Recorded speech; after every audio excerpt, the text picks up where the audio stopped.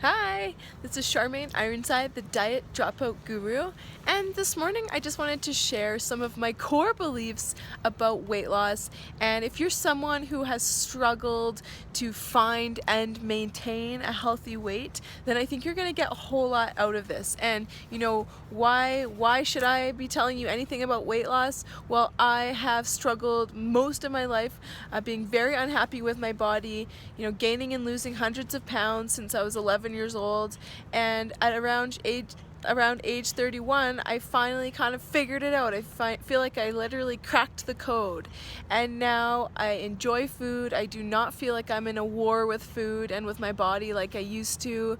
I live at a really comfortable, happy weight. I look in the mirror and I like what I see, and these are all things that I felt like were beyond, possible for me a few years ago because I had such a bad relationship to my body and to food. So I kind of believe that, weight loss and transforming your body for life, there's three big areas that you need to kind of get and grasp. So the first one is realizing that, overall, just realizing that changing just what you eat is not going to give you what you want long term. Yes, I could give you a meal plan, I could give you a diet, you could lose weight really quick, I could lose weight really quick, but the problem is we'll never be able to maintain that. So it's not about finding a diet. Diets are out, trust me. They're a waste of your time. Not just a waste of your time, but they're actually really hard on your body and very hard on your spirit, etc., etc. So the first thing is examining and changing old habits that might be keeping you overweight. So things as simple as something like you always clear your plate because that's just how you learned to eat when you were growing up. So nothing was allowed to be left on your plate. You have a fear of wasting food. That's an old habit that's likely causing you to overeat if that's something you do. Other habits include like a very stressful lifestyle and not having any ways to de-stress, like for example meditating, deep breathing, incorporating self-care in your day.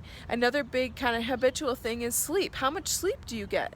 It's so prevalently proven that if you don't get at least 7 to 9 hours of sleep, depending how active you are, you will gain weight. You will have a really, really hard time losing weight if you are sleep deprived. So people that are willing to go on all these diets but aren't willing to get an extra hour of sleep, it's just mind-boggling to me. So those are kind of the habitual things that really, if you can kind of start to dial into some of those, believing that you deserve to take care of yourself and that it's not, something that you should feel bad about is taking a nap in the middle of the day or going for a pedicure or reading a book.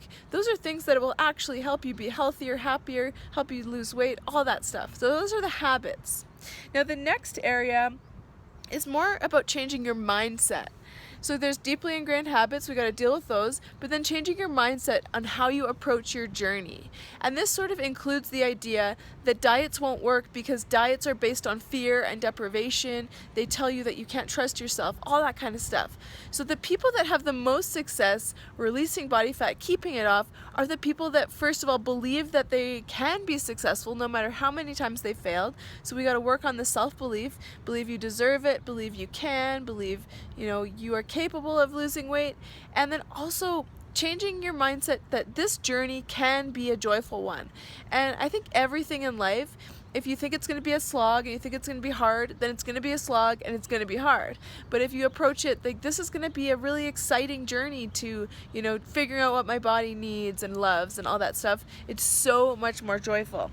So yeah, changing your mindset to one of freedom and love versus deprivation and fear is huge. And I love the quote that says the journey is the destination. And that's become so obvious and true in my life because I used to just think everything I was doing was just to get somewhere, to get to a goal. But I was missing all the fun stuff between A and B. And I want you to enjoy the journey from your body and your life where you are now to the body and life you want in the future.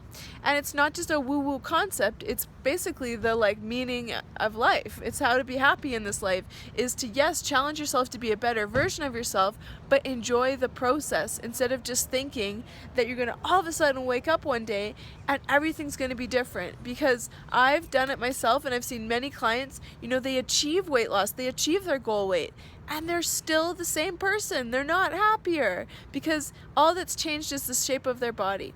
So if you have this idea that you're just, if you could just lose those 10 pounds, then you'll be happy.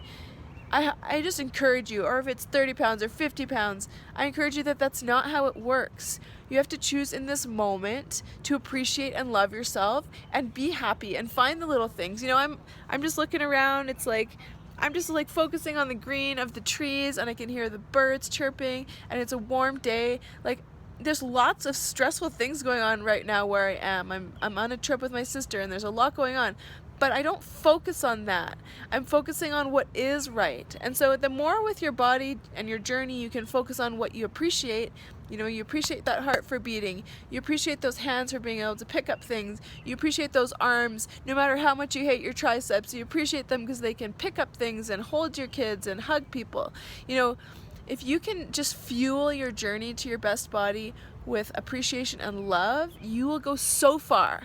And I absolutely believe this, 100% true. Once I stopped, for example, focusing on what I hated about my legs, my cellulite, they're disgusting, they're flabby, I need to work on them, I started appreciating them because they are strong and they have taken me through so many adventures and, all of these different things. And so now my legs are starting to change because I'm loving them and I'm focusing on what's good about them instead of focusing on what's bad. So what you focus on, you always just manifest more of. And if you focus on the negative things that you don't like about your body, you're just going to keep getting more and more of that. But if you instead can focus on appreciating what you have and also having a beautiful, exciting vision for a better you that you focus on in those times of challenge, that will take you so incredibly far. So my first step to really having a lasting transformation in your body is to change some of the habits, the lifestyle habits that are keeping you stuck. Lack of sleep, extreme stress, just old things that you do because you always did them that way, but maybe they aren't serving you and maybe they need to be examined. So that's number one. Number two is changing your mindset about this journey. Man, why not make it a fun, exciting journey and just getting to know your beautiful body and self? That's so much more empowering and fun than just jumping on another diet that's probably going to leave you worse off than before. And the last step, which is a really exciting step, is really addressing what triggers you to eat when you're not physically hungry. So this might resonate for you a ton, it might not, but I know for me a huge chunk of my journey was figuring out that I was eating a lot. I was overeating, but I was also just snacking and eating anytime I felt a difficult emotion.